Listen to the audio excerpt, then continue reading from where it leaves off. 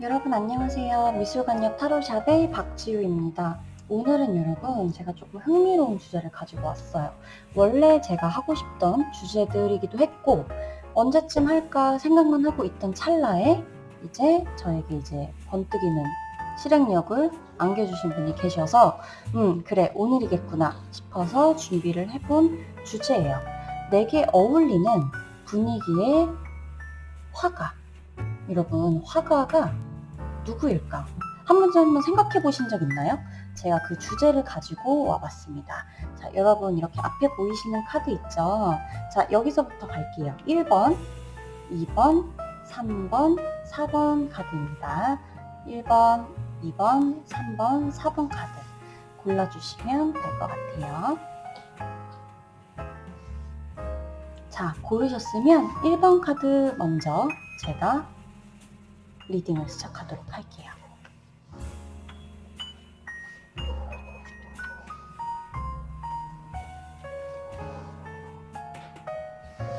자, 1번 카드 여러분의 리딩 제가 도와드릴게요. 자, 여러분들 어떤 분위기에 화가가 떠오를까? 나의 분위기. 자, 내 분위기. 자, 나의 분위기를 말해주세요. 자, 1번 카드 뽑으신 여러분들. 자, 여러분들 같은 경우는 뭔가 되게 밝아요. 그쵸?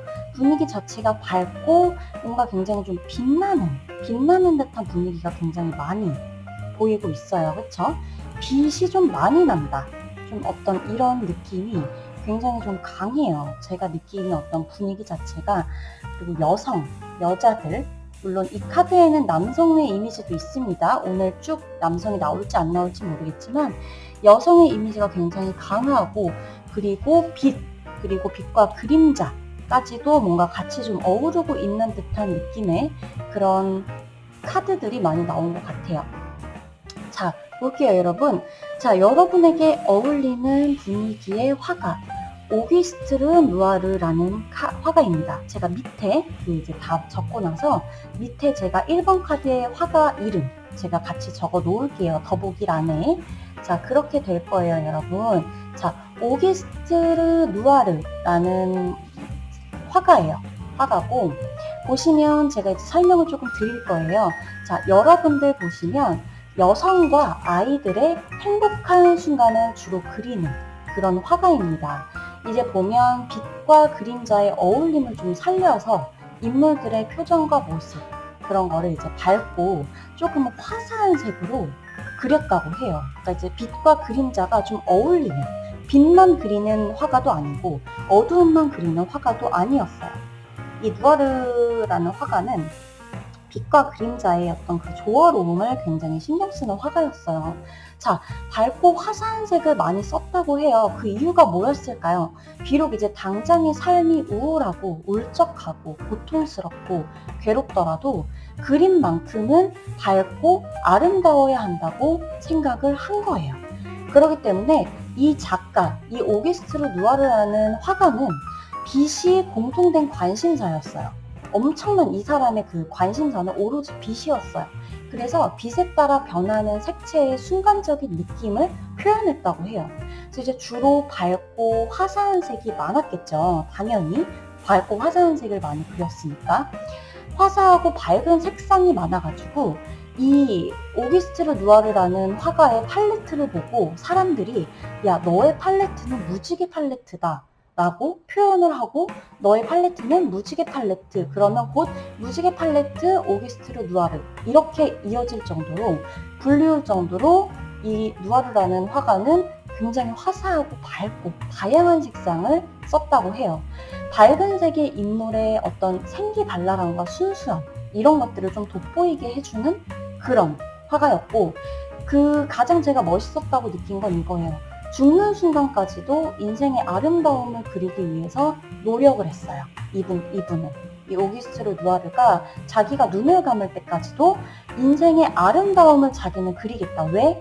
그림을 보면서 많은 사람들이 더 즐거움과 행복을 느끼길 바란다. 나는 그 어떤 순간에도. 그래서 이 사람은 내 인생이 어떻든 간에 밝고 빛나고 이런 활기차고 화사하고 이런 데에 집중을 좀 했다고 해요. 그렇기 때문에 여러분들도 오늘 한번 1번 카드를 뽑으신 여러분들은 오기스트 르누아르의 작품을 좀 보시면서 힐링을 하시고 너무 힘들 때 배경화면에 좀 저장을 해두셔도 좋을 것 같아요. 그러면 1번 카드의 리딩은 여기서 마치도록 하겠습니다. 자, 2번 카드 여러분들 리딩을 제가 도와드리도록 할게요. 2번 카드 여러분들 리딩을 제가 도와드리도록 할게요.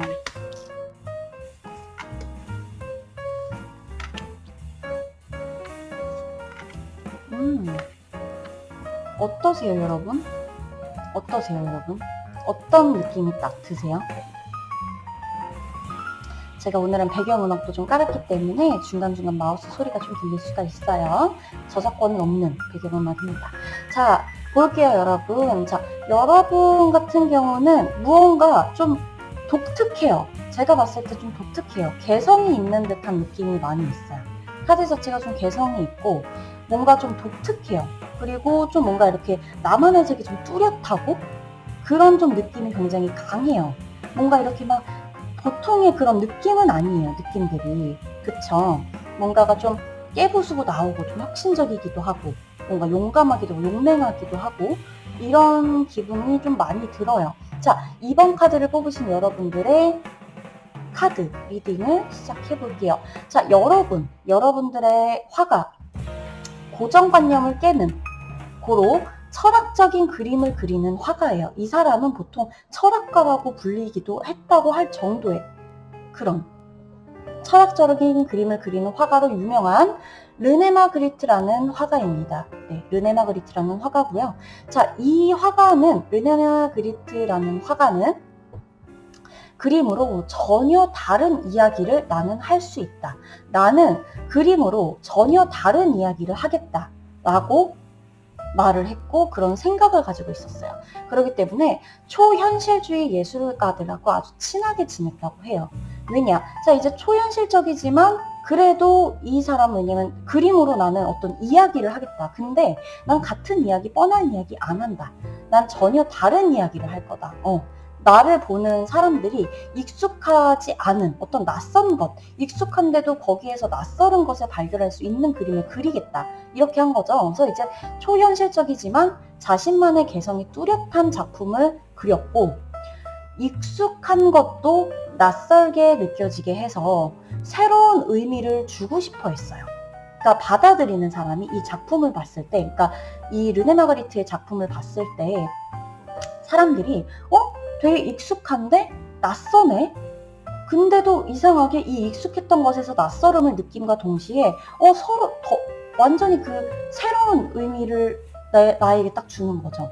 되게 나에겐 낯설지 않았던 익숙했던 어떤 물건이나 물체나 인물이었어. 풍경이었어. 근데도 이걸 되게 낯설게 표현을 함으로써 사람들에게 굉장히 새로운 의미를 주는 그러고 싶어 했다고 해요. 이제 서로 상관없는 것들을 함께 같이 그려서 어떤 이 카드, 예를 들어 이 카드 안에도 서로 어울리지 않는 것들, 전혀 상관이 없는 것들을 함께 그려서 굉장히 이 익숙한 것들이지만 조각조각 봤을 때는 묶여있을 땐 너무나 낯선 그런 것들을 느끼게 해주는 낯설게 표현하는 그 기법이 있어요, 여러분. 더 페이지만 기법이라는 것을 이 르네 마그리트는 사용을 했다고 해요. 그래서 이 르네 마그리트는 더 페이지만 기법을 사용해서 주로 썼다고 해요. 아마 검색을 해보시면 이 작가, 이 화가의 그림들을 보면서 여러분들이 더 페이지만 기법이 이거구나 라는 것을 아실 거예요. 그렇기 때문에 초현실주의 화가임에도 화가 대신에 나는 생각하는 사람으로 불리우고 싶다라고 말을 했다고 해요. 그래서 이 사람의 경우에 되게 보면 여러분 정신병을 앓았었대요. 어머니가. 르네 마그리트의 어머니는 정신병을 앓았었는데요. 이 어머니가 자살을 하면서 이 르네 마그리트는 엄청나게 큰 상처를 받은 거예요. 그래서 아버지가 이 르네 마그리트에게 애정을 더 많이 쏟았다고 해요. 그래서 이 이 르네 마그리트는 어머니의 사랑보단 아버지의 사랑을 주로 받으면서 컸고 오래도록 버려진 공동묘지에서 좀 자주 놀았대요. 자주 놀았는데 어느 날 그곳에서 그림을 그리는 화가를 보고 되게 그 화가가 마술을 하는 것 같다고 생각을 한 거예요. 르네 마그리트는. 그래서 그 생각이 사로잡혀서 그림을 그때부터 사랑하게 되었다고 해요. 그래서 이제 이런 역사까지도 이런 뭔가 성장 과정, 역사라기보단 성장 과정까지도 알고 여러분들이 작품을 본다면 좀 더 이 화가의 마음을 아실 수 있을 거라고 생각을 해요. 자, 그러면 이번 카드 여러분들의 리딩 여기서 마치도록 할게요.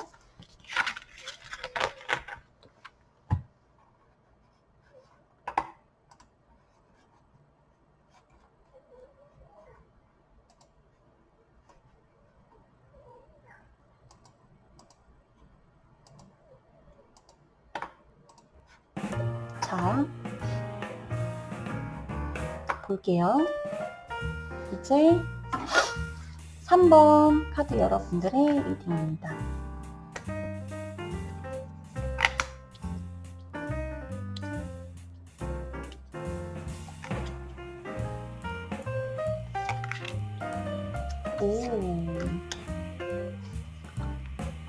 무언가 저는 지금 이 그림들을 보면서 이 카드를 보면서 되게 뭐가 느껴지냐면 굉장히 좀 섬세함. 칼들, 소드들이 많이 나왔죠. 소드 카드들이. 섬세함이 되게 많이 느껴져요. 되게 섬세하다. 섬세하고 되게 차분하다. 이런 느낌이 좀 있어요. 그러니까 강렬하고 막 날뛰고 화려하고 막 강하고 막 되게 스파크가 튀고 이런 느낌보다는 굉장히 차분하고 뭔가 섬세한 느낌이 들어요. 하나하나 섬세한 어떤 그런 분위기들, 뭔가 세세하고 작은 것에서 무언가를 찾을 수 있고 작은 것에서 큰 것을 발견할 수 있고 아름다움을 찾아내고 어떤 뭔가 기법을 사용해서 그림을 그리더라도 작은 거 하나하나를 캐치해내서 그릴 수 있는 그런 느낌이 좀 들어요. 자, 그렇다면 3번 카드 여러분들에게 있어서 어떤 화가가 어울릴까요? 자, 사실적이고 섬세한 화가라고 불리는 페르메이드라는 화가입니다. 자, 페르메이드의 작품을 여러분들이 검색해서 보신다면 하실 거예요. 자, 주로 페르메이드 같은 경우는 실내에 있는 여성들을 그렸어요. 자, 즉 차분한 일상, 소소한 일상, 평범한 일상, 별거 없는 일상을 그리는 걸 굉장히 좋아했어요. 왜? 평범함 속에 아름다움이 있다는 것을 알았던 아주 멋진 화가예요.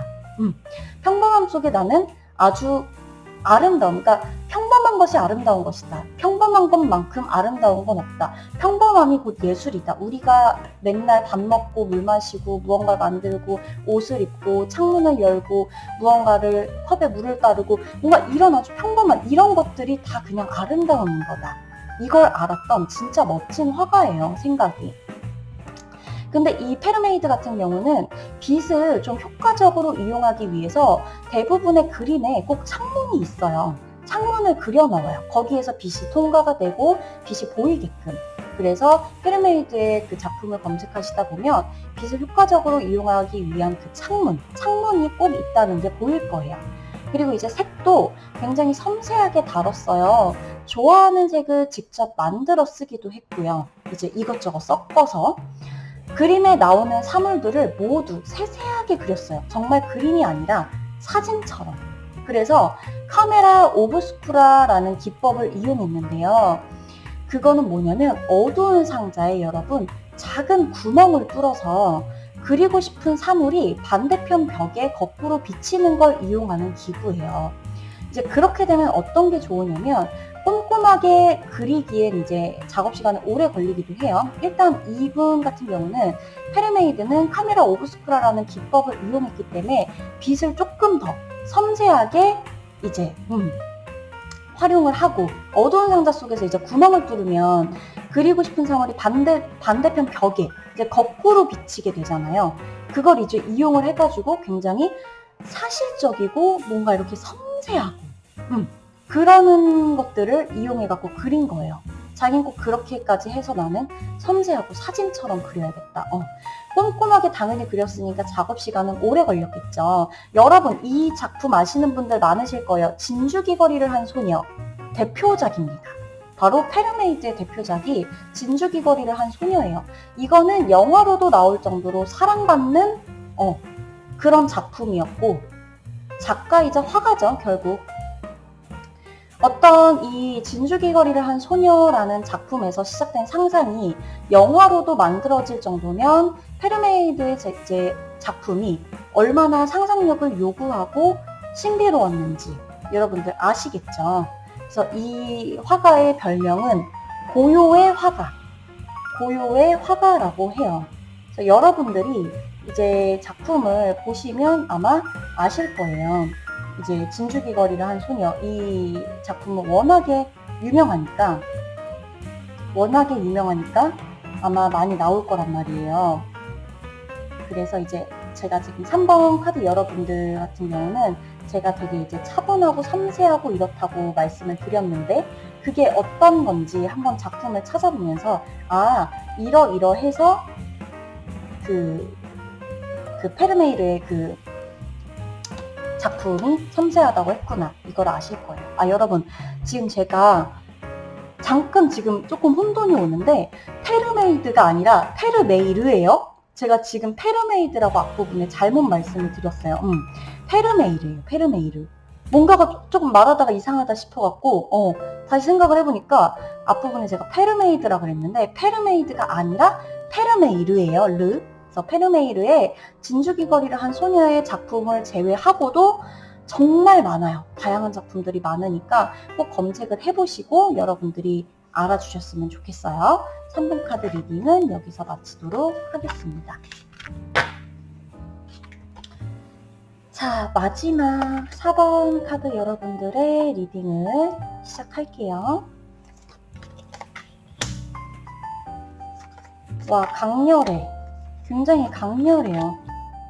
상상력도 너무나 풍부해 보입니다. 오, 진짜.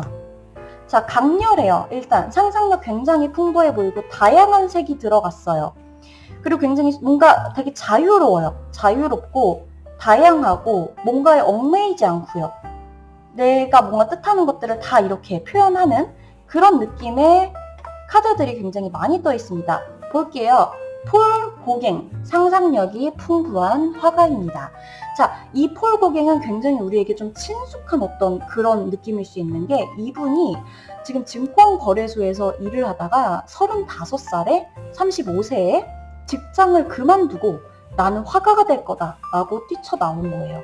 자, 여러분 이런 생각하시는 분들 많으시죠? 자, 이 폴 고갱은 35세 증권거래소에서 일을 하다가 그만두고 화가가 되기로 결심했어요. 직장을 그만두고 화가가 된, 정말 우리에게 오히려 굉장히 친숙하게 다가올 만한 화가입니다. 자, 그러나 그림이 잘 팔리지가 않아요. 초창기에. 생활이 어려워져서 가족과도 떨어져서 지내야 했어요. 그러면서 이제 섬이나 이런 데를 막 오가요. 자, 결국 가장 작은 돈으로 생활을 하면서 그림을 그릴 수 있는 시골로 이 폴 고갱은 떠나야만 했어요.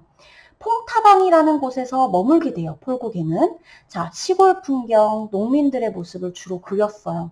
아주 자유롭죠, 일단.